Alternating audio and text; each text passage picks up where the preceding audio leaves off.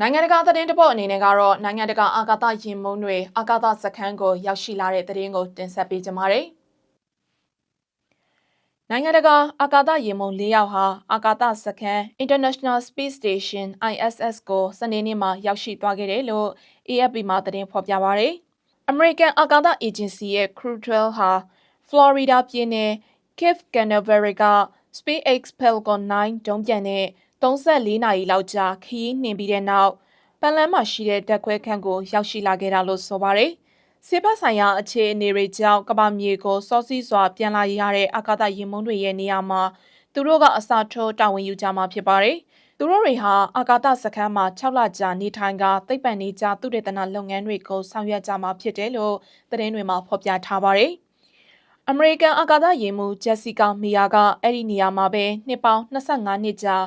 အာကာသမှာလူသားမျိုးနွယ်ရဲ့စင်ဆက်မပြတ်ရှိနေမှုအမွေအနှစ်ကိုပေါင်းကူးပေးနိုင်ခဲ့ပြီလို့အာကာသစခန်းကိုဆိုက်ရောက်ပြီးတဲ့နောက်မှာပြောကြားခဲ့ပါတယ်ရှင်။